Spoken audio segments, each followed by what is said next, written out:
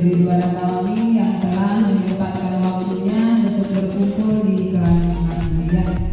Hari ini saya akan melaksanakan tugas yaitu menyebarkan pemahaman dan penerapan pengalaman budaya positif. Ini merupakan tugas calon guru penggerak angkatan 9 di modul 1.4 yaitu budaya positif. Sebelumnya saya ingin tahu dulu, apa ibu-ibu di sini sudah tahu apa itu budaya positif? Budaya positif itu yang sering kita laksanakan pada Jumat pagi, ya, ataupun ketika kita bertemu dengan anak murid kita, salim, sungkangan, ya, itu juga merupakan budaya positif. Nah, di sini akan dikaji lebih lengkap apa saja budaya positif, apakah di sekolah kita sudah pas dengan lingkungan alam dan lingkungan zamannya anak-anak sekarang atau belum, ataukah sikap budaya positif kita maksudnya nanti ke ranah mana. Nah, di sini ada dikupas tuntas ya Ibu.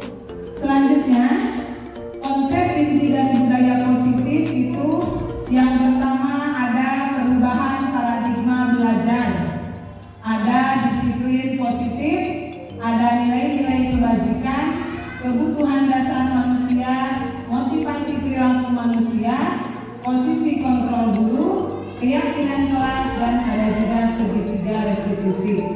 Semua ini nanti akan saya bahas satu persatu apa saja yang dimaksud dari konsep inti budaya positif ini. Yang pertama ada pembelajaran dengan paradigma baru. Seperti yang kita ketahui bahwa kita pun di SDN Juara Tawangi ini sudah melaksanakan kurikulum merdeka. Ya, walaupun baru 4 kelas tapi kita sudah melaksanakan kurikulum merdeka. Apa itu pembelajaran dengan paradigma baru? Pembelajaran dengan paradigma baru itu merupakan pembelajaran yang dirancang berdasarkan prinsip pembelajaran berdiferensiasi, sehingga para peserta didik belajar sesuai kebutuhannya berdasarkan tahap perkembangan sesuai teori psikologi modern untuk mewujudkan profil pelajar Pancasila. Nah, ada yang tahu apa itu berdiferensiasi? Bu Lia, tahu apa itu berdiferensiasi? Bu Ella? Ibu Siti? Berdiferensiasi itu pembelajaran yang berpihak pada murid, ya. Jadi murid menjadi menjadi tujuan dari pembelajaran yang kita ajarkan.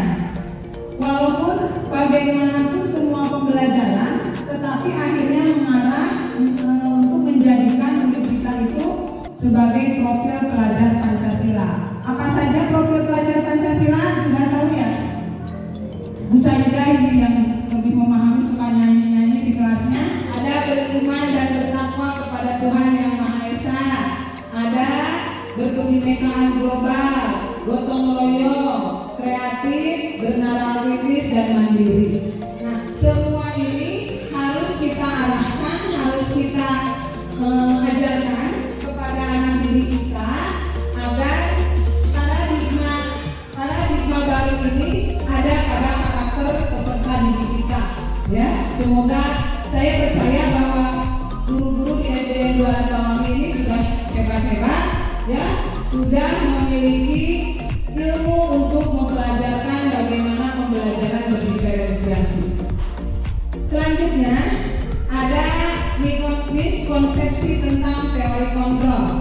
Yang kita tahu sebelumnya bahwa murid itu bisa kita kontrol atau kita bisa mengontrol orang lain. Nah, padahal paradigma itu tidak benar, ya. Yang betulnya kita itu tidak bisa dikontrol oleh orang lain. Ya, seperti dalam ilustrasi ini bahwa ilusi mengontrol murid itu tidak sepenuhnya kita bisa mengontrol mereka. Kita hanya bisa mengarahkan jalan mereka untuk menata atau menginjakan kaki di jalan yang baik. Ya. Lalu ada juga ilustrasi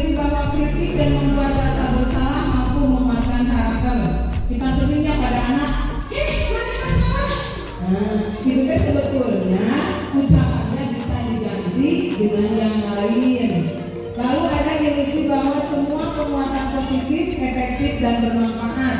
Ya, terus ada ilusi bahwa orang dewasa berhak memaksa. Pokoknya mereka kecil, jadi orangnya. Nah, itu teh paksaan seperti itu. Ada nanti kata-kata yang bisa mengarahkan ke sana. Jadi mungkin kalau sekarang perubahan kata mungkin ya, berubah dari kata-kata memaksa, kata-kata jangan itu diganti ke kata-kata yang lebih positif. Ada mengubah paradigma stimulus respon ke pendekatan teori kontrol. Kalau zaman kemarin kita menggunakan stimulus respon itu apa saja? Jadi realitasnya itu, kebutuhannya itu kita sama, ya. Sedangkan di teori kontrol itu dulu kan kita mengajar pokoknya mau ngerti mau tidak pembelajaran itu seperti ini. Jadi semua harus nurut kan seperti itu. Nah di pembelajaran paradigma baru itu tidak sama. Jadi setiap anak itu memiliki kebutuhan belajar yang berbeda. Jadi ketika si anak ini kebutuhannya bisanya meluapkan ilmunya, pengetahuannya lewat tulisan, kita beri dia kebebasan untuk menulis.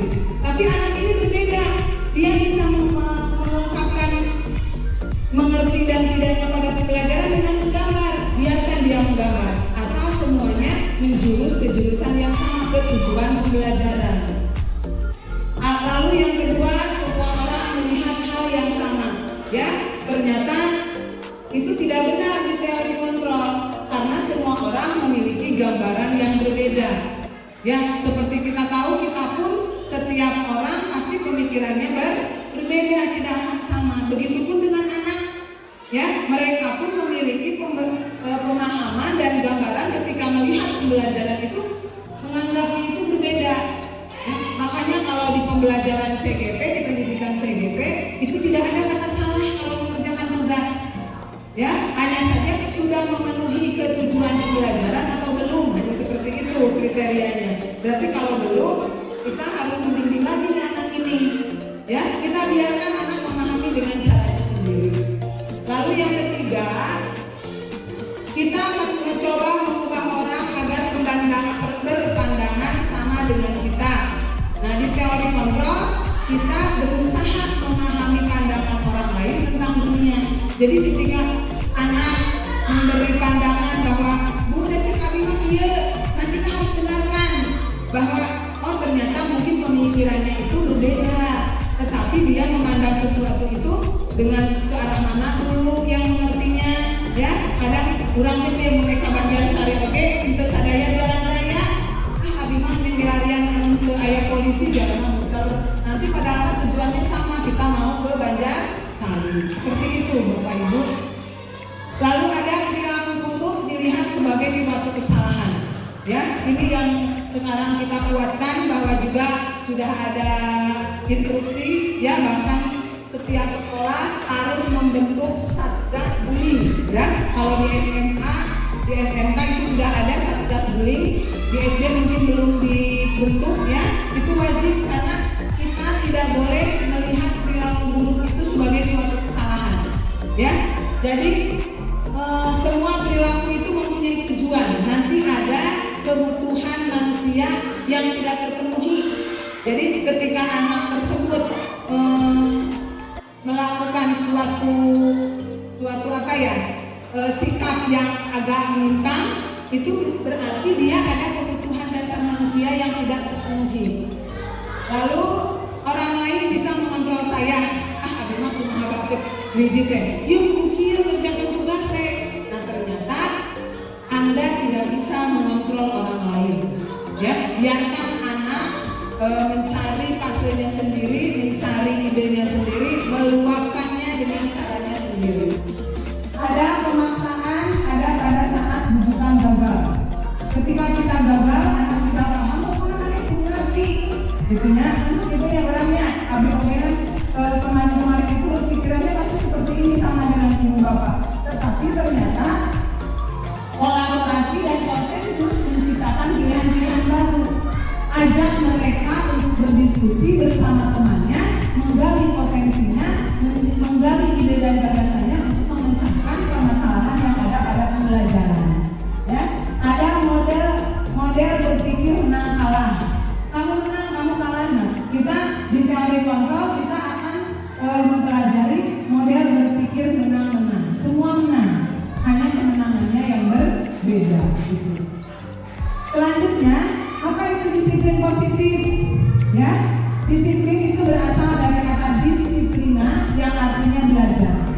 Disiplin mengacu pada disiplin diri yang memiliki tanggung jawab terhadap apa yang dilakukannya berdasarkan nilai-nilai yang diyakini. Disiplin positif merupakan salah satu cara penerapan disiplin yang bertujuan untuk menumbuhkan kesadaran serta memberdayakan peserta didik tanpa imbalan penghargaan, ancaman atau hukuman. Nah, jadi ketika kita memberi reward kepada anak didik kita dengan memberi hadiah, ternyata itu kalau di paradigma budaya positif itu tuh sebagai hukuman. Jadi si anak itu selalu menginginkan reward, menginginkan penghargaan. Ya, beda lagi ketika kita memujinya dengan memberi penghargaannya dengan memuji. Ya, itu akan membuat pemikiran anak itu bahwa apa yang dia lakukan itu sudah betul. Maka Bapak dipayu.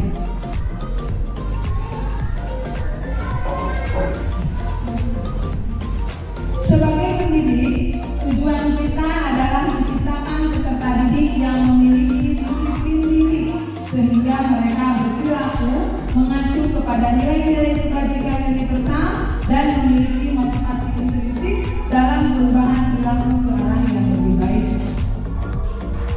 Nilai-nilai kebajikan yang disepakati bersama itu harus universal. Harus universal itu berarti terlepas dari suku bangsa, agama, bahasa maupun latar belakangnya.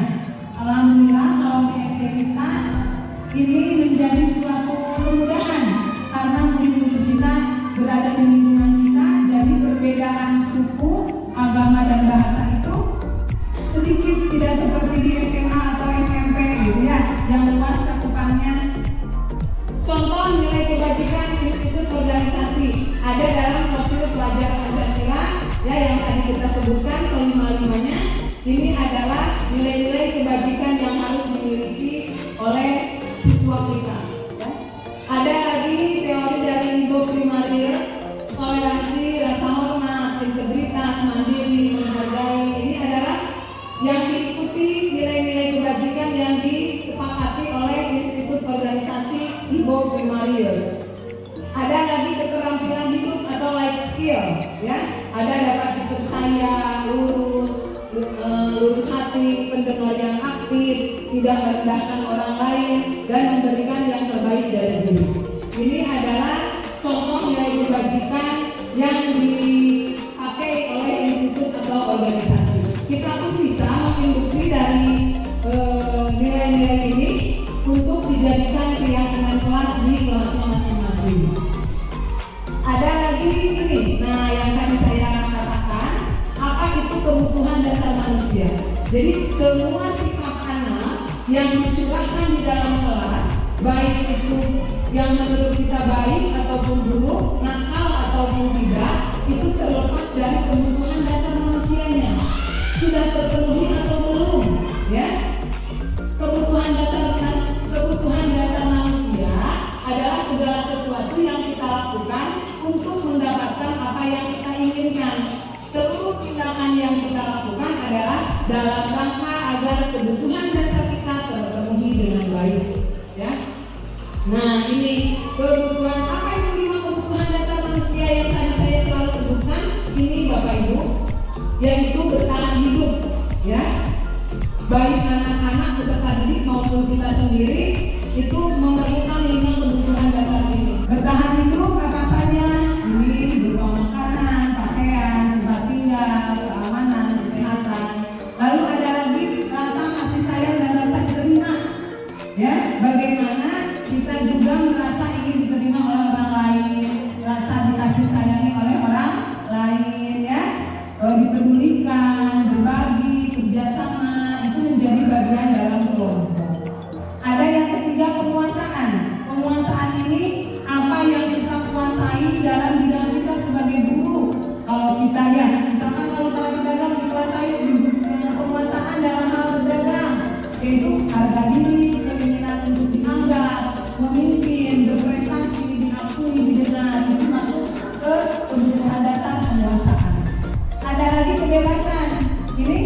kecerdasan ini menyangkut pada diri sendiri, ya, kepada kemandirian, memiliki pilihan, mencoba hal-hal baru, dan mampu mengendalikan arah hidup dirinya.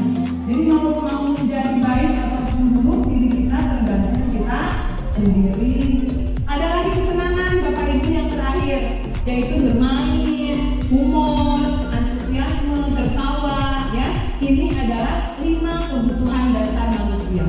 Baik kita maupun peserta didik ini harus memenuhi ini. Makanya tadi saya sebutkan, ketika anak didik kita berperilaku kasar, ya, atau berperilaku tidak baik, maka itu berarti ada satu kebutuhan dasar manusia yang tidak terpenuhi. Selanjutnya kita akan membahas tentang motivasi perilaku manusia, ya. Ada motivasi ekstrinsik, ada motivasi intrinsik, ya. Apa itu motivasi ekstrinsik?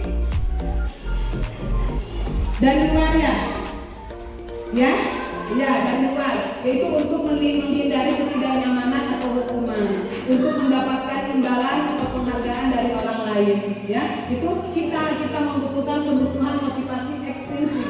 Lalu apa intrinsiknya? Untuk menjadi orang yang mereka inginkan dan menghargai diri sendiri dengan nilai-nilai yang mereka percaya. Ini adalah kelima tadi dirangkum dalam 3 motivasi perilaku manusia ini. Jadi kalau misalkan kebutuhan mana nih yang sekarang kita lagi penuhi? Apakah kita sedang ingin dihargai? Apakah kita sedang ingin mendapatkan imbalan? Atau kita sedang menjadi orang yang mereka inginkan? Nah, itu kembali pada diri kita sendiri. Anak-anak pun demikian, ya. Anak-anak pun demikian. Ini ada hukuman, konsekuensi, dan restitusi. Dari tadi motivasi tadi mengetahui bahwa kita kurangnya di mana, dari 5 kebutuhan dasar itu mengetahuinya itu dari sini. Kalau kita di dalam hukuman ada tidak berencana atau terencana atau tiba-tiba murid tidak tahu apa yang akan terjadi atau tidak dilibatkan. Contohnya kemarin waktu pengumuman besok harus membawa apa gitu, ya.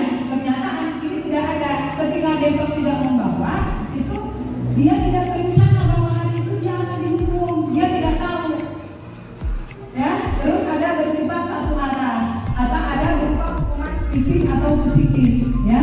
Ini yang kita harus hindari. Ada konsekuensinya. Konsekuensinya itu ada terencana, disepakati sesuai peraturan. Murid tetap dibuat tidak nyaman. Sikap guru selalu memonitor murid, ya. Ini masuknya ke dalam konsekuensi. Ada restitusi. Nah, proses menciptakan kondisi bagi murid untuk memperbaiki kesalahan, atau proses kolaboratif yang mengajarkan murid untuk mencari solusi sendiri. Nah, diharapkan Bapak Ibu ketika memilih ketiga ini, yang Ibu pilih itu ini, ya, restitusi. Ketika kita ingin mengetahui kebutuhan dasar murid yang mana yang belum terpenuhi, itu bisa menggunakan restitusi, segitiga restitusi. Kalau hukuman itu sudah tidak boleh, ya Bapak Ibu, apalagi kita sekarang ada hukumnya, ya, guru dilaporkan atau bagaimana, ini kita tidak boleh nih berperilaku terhadap anak melalui hukuman. Konsekuensi juga tidak boleh.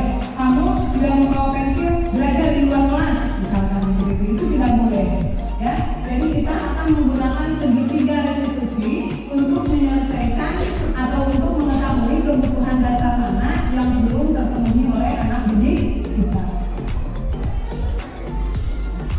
Nah, ada 5 posisi kontrol guru. Nah, di sini juga kita akan memilih. Kalau yang tadi pelaksanaannya kita memilih melalui segitiga restitusi, nah kita akan berintrospeksi diri, sedang ada di tahap mana kita sekarang. Apakah kita sedang ada di tahap hukum, atau apakah kita ada pada pembuat rasa bersalah, atau kita ada pemantau, atau kita ada dengan anak didik kita itu seperti teman atau manajer, ya. Kita akan memilih ada di posisi mana kita dari kelima posisi kontrol guru ini. Kita akan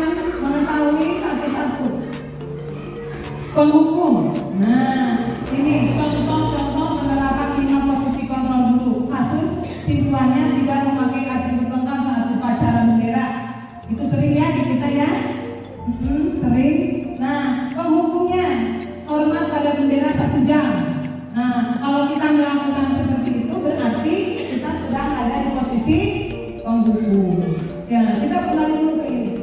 Nah, sejujurnya yang paling bagus untuk posisi kontrol seorang guru itu ada posisi manajer. Ya, ini yang akan kita pilih yang harusnya kita menjadi seorang manajer atau kalau di sekolah dasar bisa menjadi seorang teman.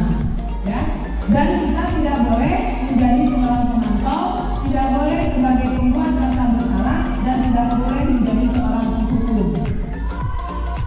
Kembali lagi, ada kalau pembuat rasa bersalah itu bagaimana contohnya? Contohnya, misalkan kita ucapannya begini, berapa kali ibu hanya memberitahu kamu selalu saja mengecewakan ibu. Nah, kita berucap seperti itu kepada anak berarti kita sudah ada di posisi pembuat rasa bersalah. Ya. Lalu posisi teman, bagaimana? Ayo dong, ikuti aturan sekolah, tolong bantu ibu guru sekali ini. Ya sudah, tidak apa-apa, lain kali jangan sampai dibuat seperti ini lagi ya. Nah, misalkan kata-kata itu, cuman kalau di posisi teman, kita tidak akan tahu alasan dia tidak melengkapi atribut saat upacara itu, kita tidak akan tahu. Tapi kita akan tahu alasan anak tersebut mengapa berbuat demikian itu saat kita menjadi manajer nanti. Kalau pemantau, kamu sudah melanggar peraturan sekolah, kamu tahu kan konsekuensinya? Setelah upacara, kamu beli atributnya ke koperasi dan jangan diulangi lagi. Misalkan gitu. Pokoknya ibu tidak mau tahu, harus seperti itu. Nah, lalu di posisi manajer nih, apakah kamu tahu kesalahanmu? Ini ada 3 kalau di posisi manajer itu menggunakan segitiga restitusi, ya, menstabilkan masalah, menstabilkan identitas, terus memvalidasi tindakan yang salah, lalu membalikan lagi. Apakah kamu masih ingat dengan keyakinan yang kita buat? Jadi untuk mengawal semuanya itu kita harus membuat dulu kesepakatan kelas atau kesepakatan sekolah, ya, yang sudah diketahui oleh semua siswa. Seperti itu. Kalau di posisi manajer, contohnya itu, apakah kamu tahu kesalahanmu? Kira-kira bagaimana kamu memperbaiki kesalahanmu? Setelah siswa itu mengetahui apa kesalahannya, berarti dia harus tahu bagaimana pula solusi untuk memecahkan masalah itu sendiri. Kita kembalikan lagi ke diri anak. Nah, ini saya ingin tahu kalau saya kecewa sekali dengan kamu. Ini termasuk posisi kontrol yang mana ya tadi? Ayo coba tebak Bapak Ibu. Tadi setelah yang kelima tadi, apakah ini termasuk penghukum, pemantau, pembuat rasa bersalah? Betul sekali Bu ya. Saya kecewa sekali dengan kamu, ini pembuat rasa bersalah terhadap aku. Lalu ada hal kamu tidak pernah benar melakukannya.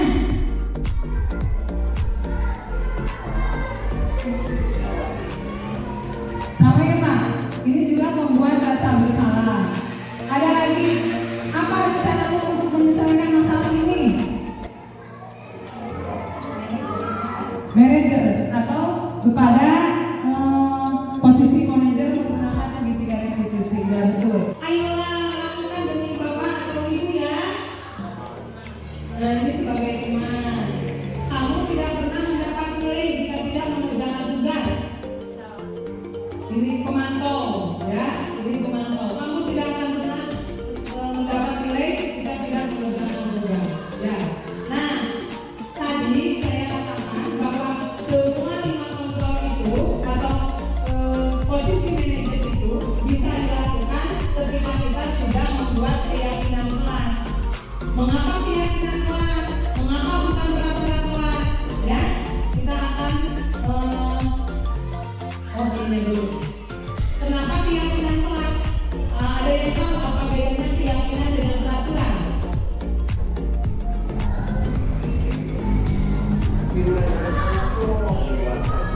Ya, apa bedanya yakin kalau peraturan?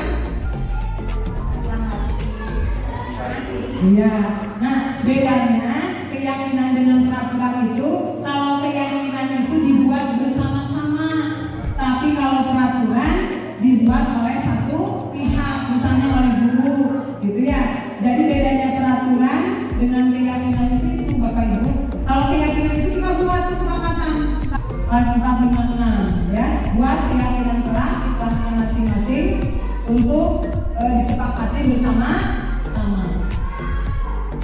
menentukan keyakinan kelas itu ada aturannya. Ya, yang pertama harus bersifat abstrak. Yang kedua harus berupa pernyataan universal. Yang ketiga dibuat dalam pernyataan positif. Jadi jangan ada kata jangan ada kata tidak boleh. Jadi ambil kata-kata positif. Misalnya menghargai, misalkan jangan berkata kasar. Kita bisa buat menjadi apa? Berbicara dengan sopan gitu. Jadi harus menggunakan kata-kata yang positif. Lalu sesuai dengan kondisi kelas dan sekolah sehingga mudah diterapkan. Ya, kalau misalkan di lingkungan kita sesuaikan dengan lingkungan kita. Lingkungan kita misalkan lingkungan terminal, ya, anak-anaknya ngobrol nggak bener banyak. Jadi kita keyakinan kelasnya fokuskan pada hal itu. Kalau di kita rasa menghormati dan menghargai antar temannya ya. Kalau di sekolah kita masih ada yang suka bertengkar, ya, saling mengejek, itu berarti kurangnya saling menghormati antara temannya. Semua warga sekolah atau warga kelas dilibatkan saat membuat keyakinan kelas, ya. Nah, ini tadi tahapan segitiga restitusi yang membuat kita berposisi sebagai manajer, ya. Apa itu segitiga restitusi? Yaitu suatu proses dialog yang dijalankan oleh guru agar dapat menghasilkan murid yang mandiri dan bertanggung jawab. Jadi kita ketika anak berbuat kesalahan tidak boleh langsung menjadi posisi penghukum, tapi kita mengambil posisi manajer yang mana tahapan-tahapannya itu tidak boleh tertukar, tidak boleh berubah atau tidak boleh diganti, ya.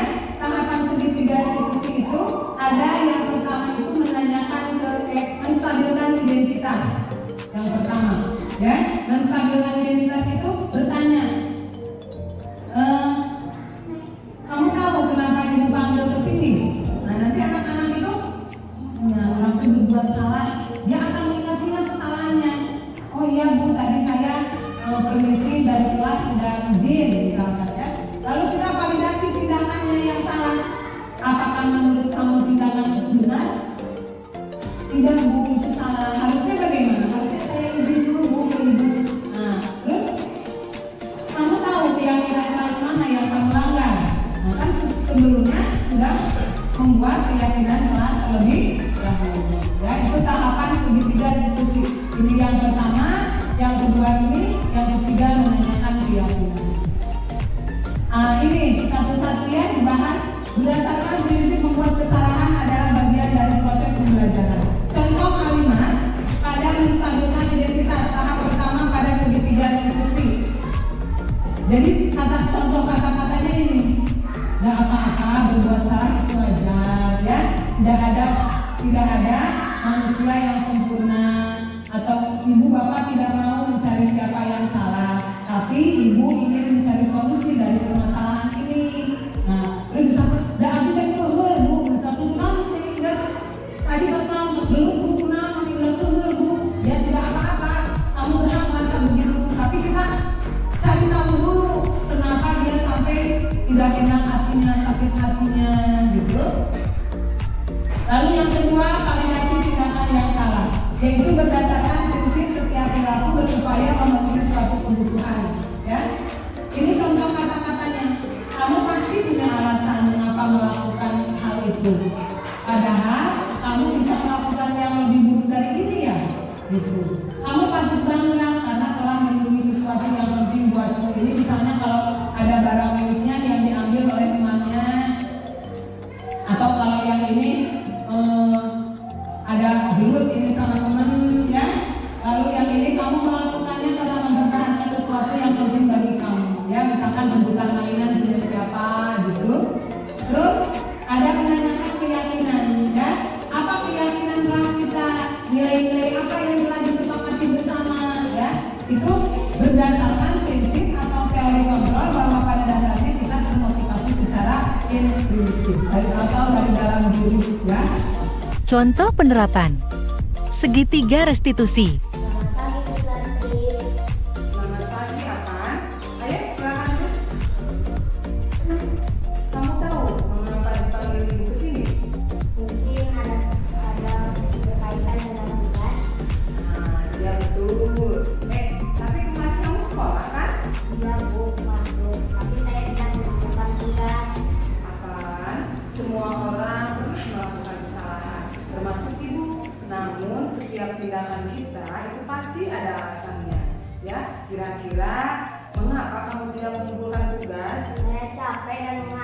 Bu, soalnya malamnya scroll TikTok sampai jam 12 malam. Akhirnya saat pelajaran jadi ngantuk. Oh, kamu masih ingat keyakinan kelas kita? Masih Bu. Kalau masih ingat, kira-kira yang kamu lakukan itu sudah sesuai dengan keyakinan kelas belum? Belum Bu. Keyakinan kelas yang mana? Coba. Selalu bertanggung jawab Bu. Nah, ternyata kamu tahu. Lalu, apakah kamu punya solusi untuk masalah ini? Ya Bu, pertama saya minta maaf karena tidak mengumpulkan tugas. Kedua, saya tidak akan tidur terlalu malam lagi. Dan yang ketiga, saya akan mengerjakan tugas dari ibu dan akan saya kumpulkan besok. Baik, Ibu apresiasi untuk tanggung jawabmu. Dan kamu sekarang boleh lagi kembali istirahat. Terima kasih Bu, permisi. Ya, sama-sama, Aman. Assalamualaikum, selamat siang Bu. Waalaikumsalam, Desa. Sabtu kemarin kamu tidak ikut ekstra pramuka ya? Iya Bu, maaf. Soalnya saya buru-buru pulang karena mau diajak ayah pergi piknik ke Malang. Wah, itu sangat menyenangkan. Ibu juga pasti sangat senang kalau diajak piknik mah. Namun, apakah yang kamu lakukan itu sudah sesuai dengan aturan sekolah? Tidak Bu, soalnya saya tidak ikut ekstra pramuka tanpa izin. Nah, kamu masih ingat dengan keyakinan sekolah kita? Masih dong Bu. Kira-kira keyakinan apa yang dulu kamu terapkan? Tertib mengikuti kegiatan sekolah Bu. Nah, ya, kira-kira apa yang bisa kamu lakukan agar kamu bisa menerapkan apa yang sudah kamu yakini? Saya bisa minta izin kepada pembina pramuka Bu. Nah, mungkin ada yang lain lagi? Saya mengikuti ekstra dulu baru ikut ajakan ayah.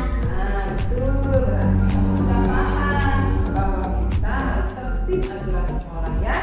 Ya Bu, insya Allah saya akan berusaha lagi tertib lagi. Ya, baiklah. Silakan sekarang kembali ke kelas Sinta. Ya Bu. Sebelum kita ke yang lain, ada yang mau bertanyakan Bapak Ibu? Thank you. Ya. Terima kasih atas waktunya. Ya, mohon maaf jika ada kata-kata yang tidak berkenan. Ditutup dengan wabillahi taufiq wal hidayah. Wassalamualaikum warahmatullahi wabarakatuh.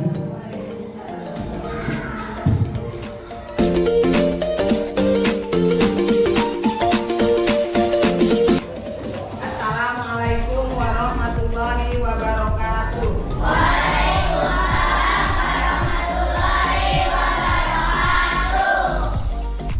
Hari ini kita akan membuat keyakinan kelas. Ada yang tahu apa itu keyakinan kelas? Nah, kalau sebelumnya kalian ada di kelas kalian itu apa namanya ya? Peraturan kelas. Keyakinan kelas itu mirip dengan peraturan kelas.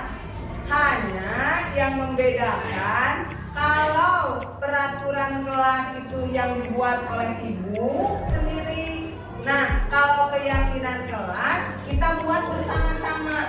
Ya. Apa yang akan kita lakukan hari ini itu untuk disepakati bersama.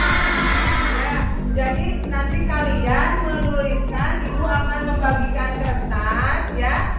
Kalian tuliskan kelas impian kalian itu seperti apa. Ya, misalkan ada dengan teman kita harus bagaimana. Terus kalau minjem barang teman harus bagaimana. Apapun yang kalian impikan tentang kelas kalian, kalian tuliskan satu saja, satu orang satu. Ya, nanti kita akan membuat keyakinan kelas dari kata-kata atau kalimat-kalimat yang kalian buat sendiri. Ya, paham? Tapi dengan perjanjian bahwa keyakinan kelas yang kita buat sekarang akan dilakukan bersama-sama dan disepakati juga bersama. Paham? Ibu bagikan ya kertasnya.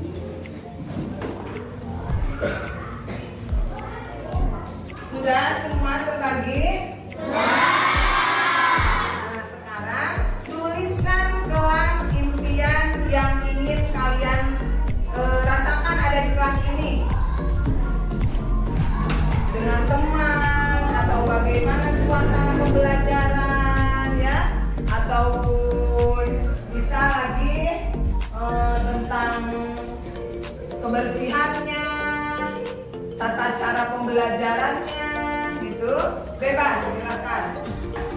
Kalian menginginkan kelas impian seperti apa?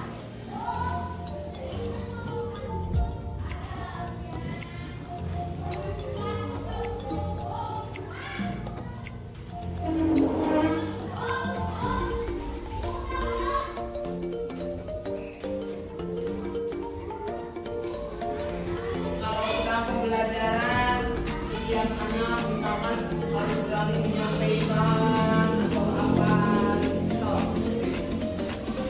Menyampaikan pendapat, maju ke depan kelas, kelas bersih, dengan teman saling menghormati, menjaga barang milik teman yang meminjam, ya. Kan sering tuh, sering pinjam menghapus hilang. Nah, itu hal-hal seperti itu kalian bisa tuliskan di kelas impian kalian. Saling menghormati atau menghargai. Tidak boleh berkata-kata kasar gitu. Satu saja, satu orang satu ya. Silahkan pilih mau tulis apa.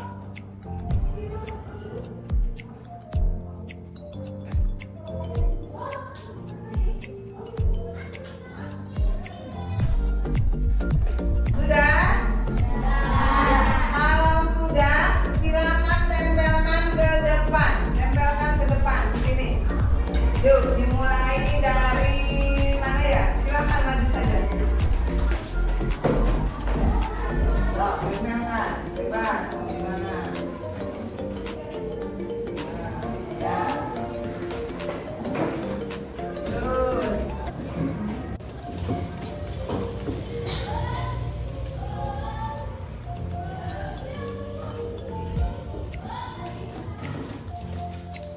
Yang lain.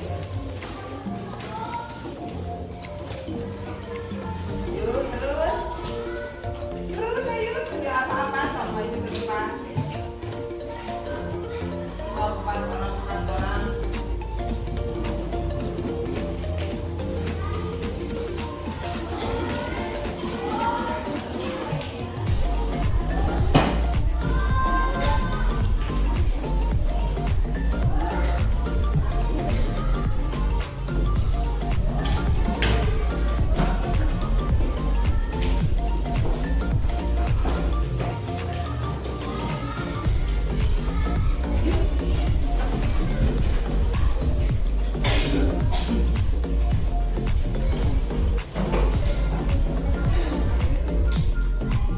Satu kata ibu.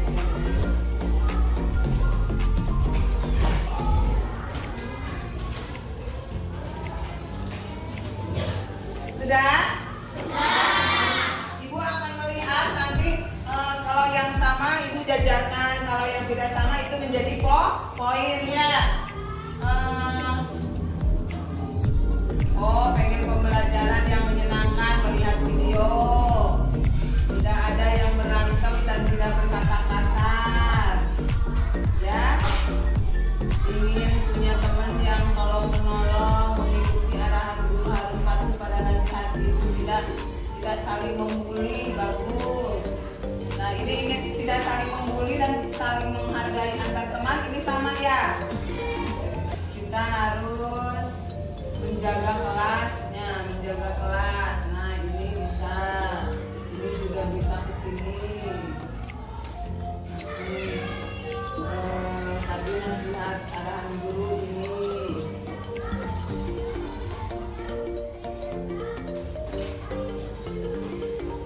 Di kelas yang bersih.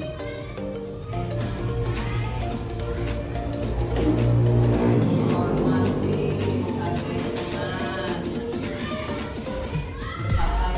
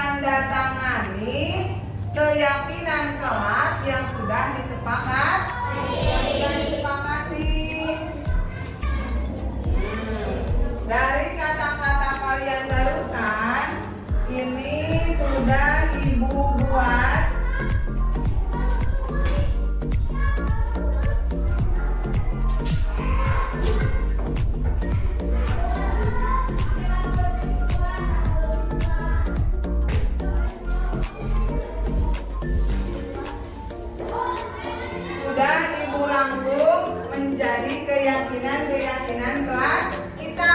Ya, coba bacakan. 1. Apa itu menghormati? Poinnya.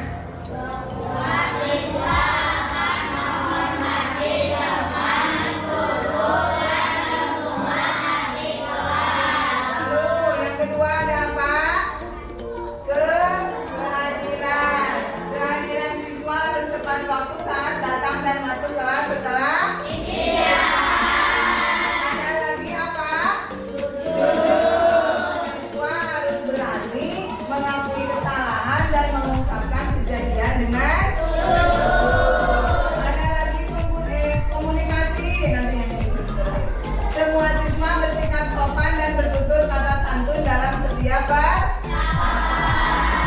ada partisipasi. Semua siswa harus aktif dalam setiap kegiatan ada lagi saling menghargai. Tidak boleh melempar lelucon yang berlebihan atau mengarah ke perundungan atau tadi bullying ya.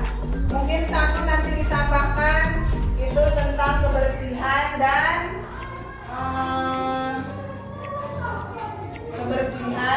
apa tadi yang belum deh di sini yang belum ada. Kalau yang lainnya sudah ada di sini ya, sudah terwakili. Nah, yang terakhir ada penggunaan ponsel. Penggunaan ponsel itu dilarang selama sesi kelas kecuali jika ada izin sebelumnya dari guru untuk tujuan pembelajaran. Dan untuk nanti semester 2 kalian memang ada pembelajaran yang mengharuskan untuk membawa ponsel. Itu baru boleh, ya Mal? Itu baru boleh nanti ibu kasih tugas silakan bawa. Ya nanti untuk pembelajaran, untuk pengetahuan.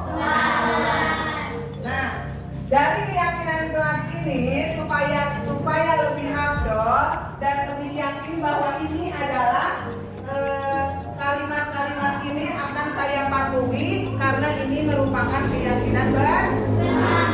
Kita akan menandatangani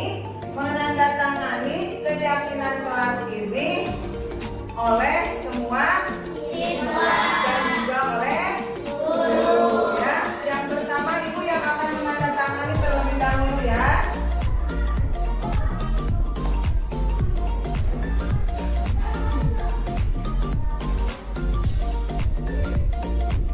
Nah, sekarang akan dilanjutkan oleh semua siswa.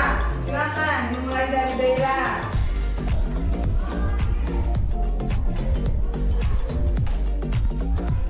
Terus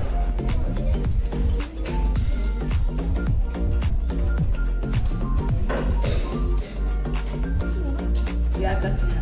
Nah, Joko.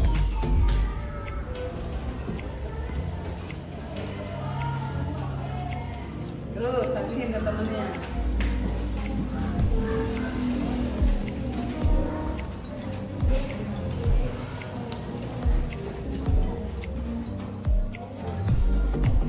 Ingat ya. Ini.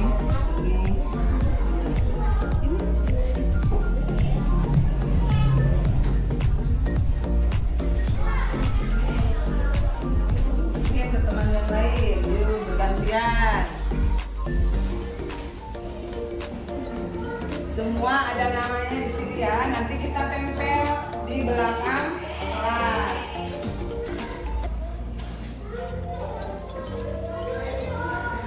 Terus lanjut ke teman yang lain.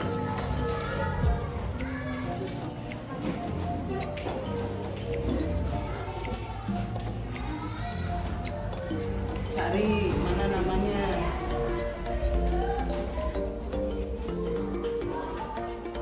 Bisa nggak?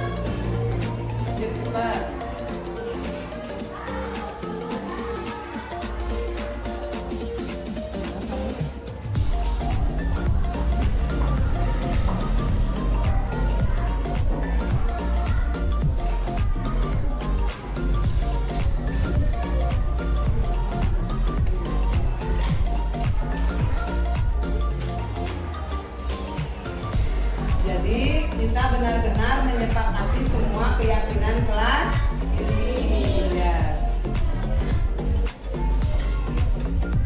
Ketika nanti ada yang melanggar, maka oleh temannya diingatkan lagi akan adanya keyakinan kelas. Terus, tadi ibu teh 2 berarti poin yang belum masuk ke sini. 1 itu tentang kebersihan kelas, 2 itu tentang menjaga barang milik teman. Ya. Jadi kalau pinjam barang teman itu buru-buru dikembalikan lagi. Tapi itu masuknya ke sini sih, ke jujur dan saling menghargai ya sudah masuk.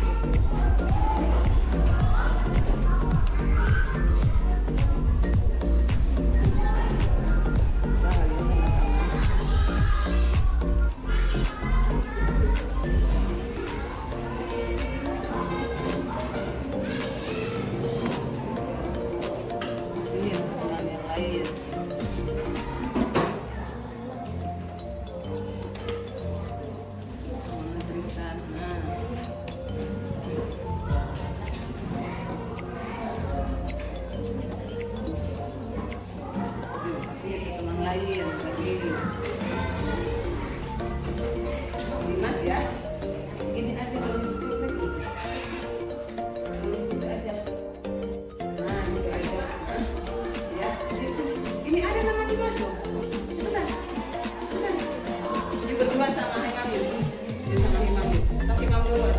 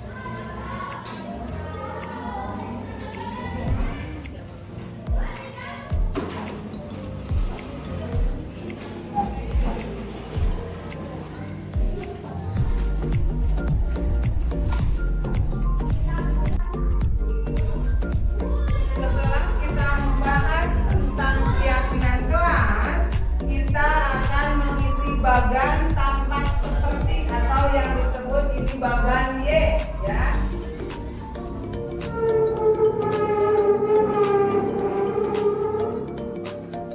Apa itu bagan Y? Bagan Y ini akan mengklasifikasikan dari keyakinan kelas yang kita buat. Contoh tadi ada saling menghormati.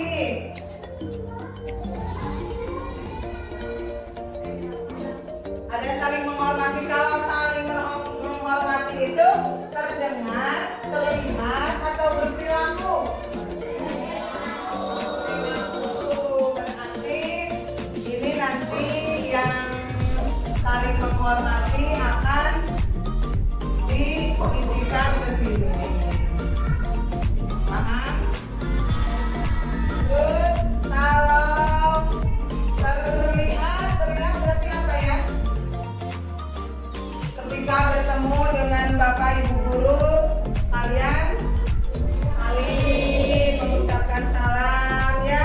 Terus ada tadi juga di sini. Nanti kita akan tulis ya. Terlihat itu apa saja.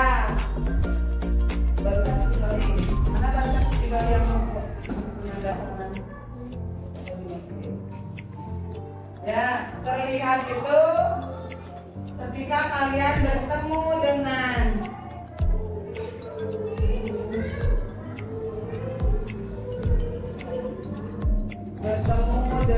guru, bersalaman. Ya, terus apa lagi? Tadi dari kehadiran itu terlihat, terdengar, atau berperilaku. Terlihat ya, hadir ke sekolah tepat. Hadir ke sekolah tepat waktu.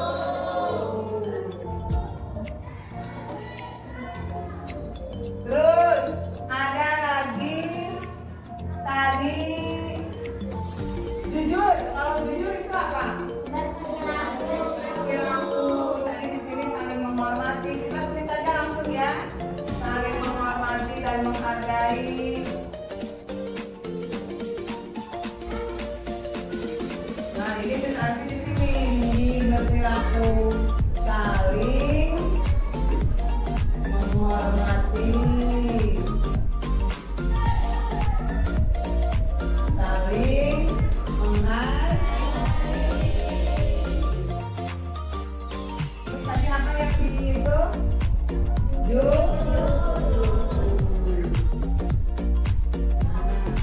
Sekarang kalau misalkan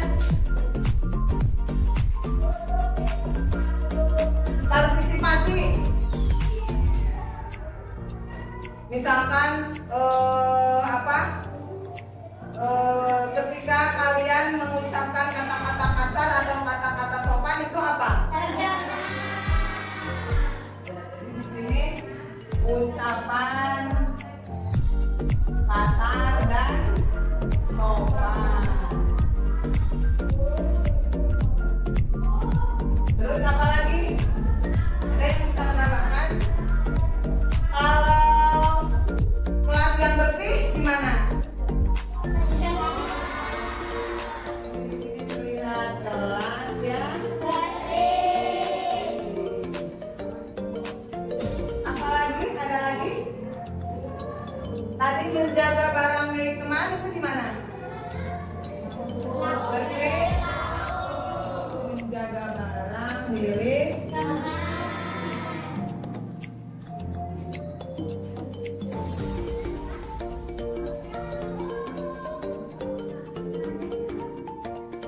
Ada lagi? Yang terdengar apa lagi? Aktif dalam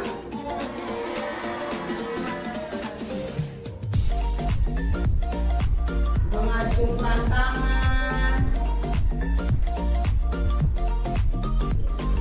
menjawab pertanyaan,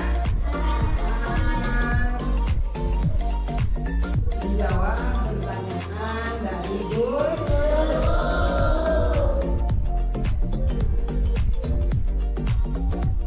Ada lagi? Ada lagi tidak? Berarti sudah ya? Sudah, kita sudah bisa mengisi bagan tampak seperti seperti atau bisa biasa disebut ini bagan Y ya. Jadi ketika kalian membuat keyakinan kelas, kita juga membuat bagan Y, itu lebih memahami. Ibu berharapnya itu kalian lebih memahami apa itu keyakinan kelas. Dan di bagan Y kita akan mengisi terbaca apa saja?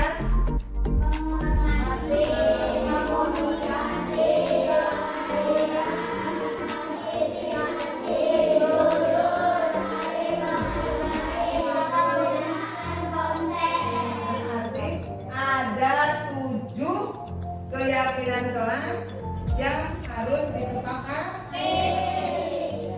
Tadi misalkan menghormati itu tampak seperti mengembalikan barang milik teman. Tidak tampak sepertinya merusak barang yang dipinjam dari teman. Lalu apa lagi poin-poin dari menghormati? Memperhatikan guru ketika sedang membelah. Terus tidak tampak sepertinya apa? Coba poin yang pertama ditulis oleh meja di depan. Oh ya, ya.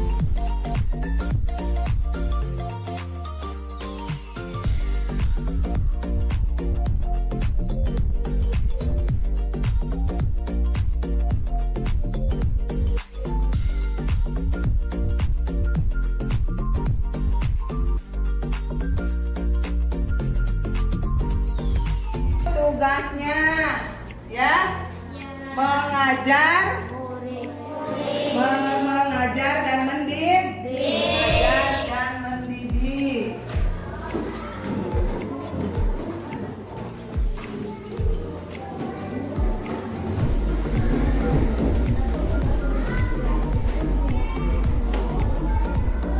Mengajar dan mendidik. Terus apa lagi? Menuntun murid agar berkembang sesuai kodratnya. Menuntun murid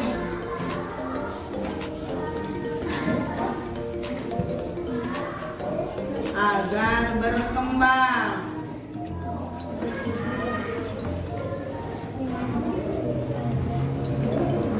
Terus apa lagi?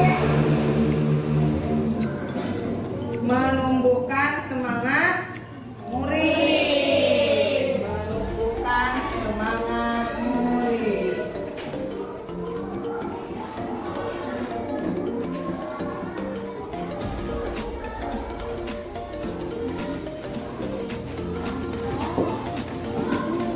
Terus apa lagi? Memberi nilai atas tugas-tugas murid. Memberi nilai atas tugas-tugas murid.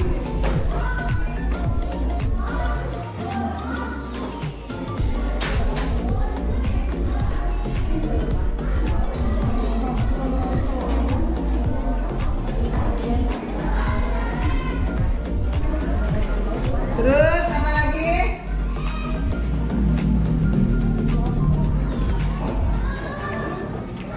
Peduli menegakkan keyakinan kelas.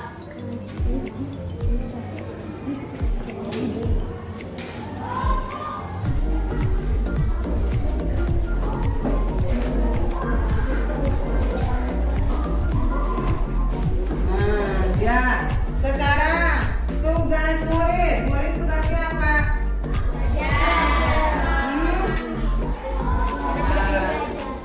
Belajar. Nanti tadi sampai mana tadi? Tadi sampai mana yang nulis ke depan?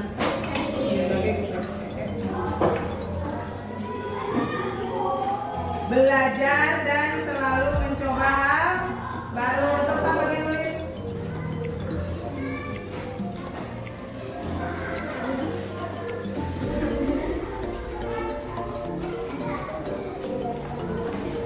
Belajar dan selalu mencoba hal baru. Murid tugasnya kecil-kecil aja tulisannya. Seperti ini.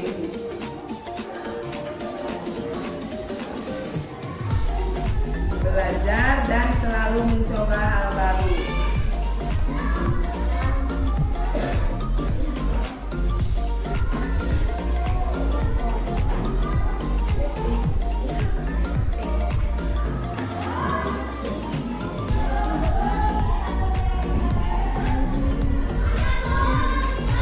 Terus memiliki keyakinan pasti bisa dan berani.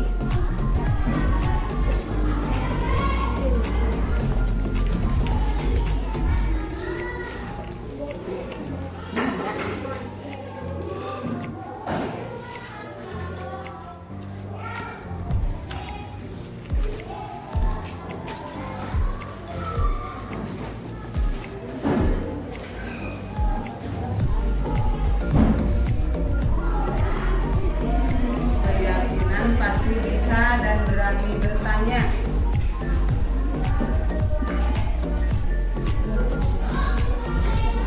Berani bertanya jika tidak paham.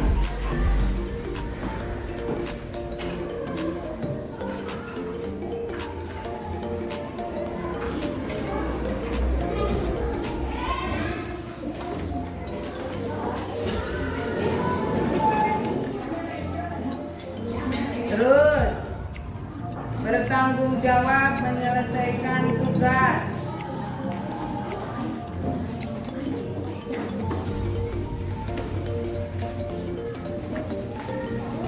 Bertanggung jawab menyelesaikan tugas.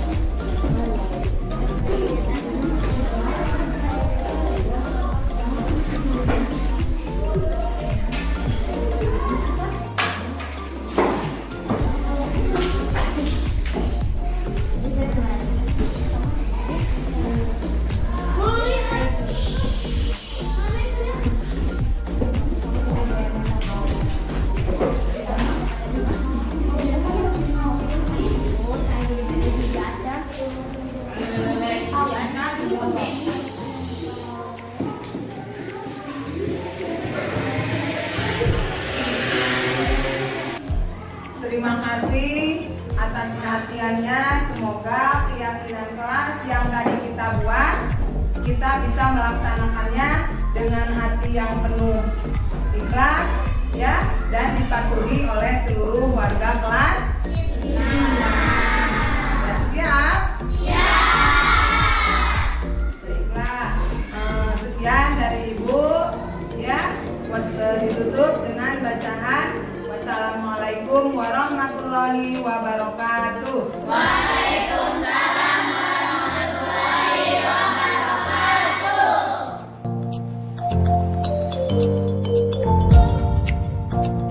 Assalamualaikum warahmatullahi wabarakatuh. Nama saya Muhammad Afan Albanjari dari kelas 6. Assalamualaikum warahmatullahi wabarakatuh. Nama saya Sinta dari kelas 6. Assalamualaikum warahmatullahi wabarakatuh. Nama saya Wildan Sidik, kelas 6 dari SDN 2 Ratawangi. Assalamualaikum warahmatullahi wabarakatuh. Saya Lydia Azahra, kelas 6 dari SDN 2 Ratawangi. Assalamualaikum warahmatullahi wabarakatuh. Nama saya Alifa dari SDN 2 Ratawangi, kelas 6. Perasaan saya sangat senang. Perasaan saya sangat senang sekali. Perasaan saya sangat bersemangat sekali. Perasaan saya sangat bersemangat sekali. Perasaan saya sangat bahagia sekali.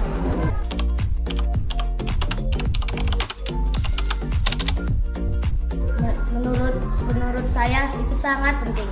Sangat penting sekali. Menurut saya itu penting. Menurut saya itu sangat penting sekali dilakukan. Penting sekali.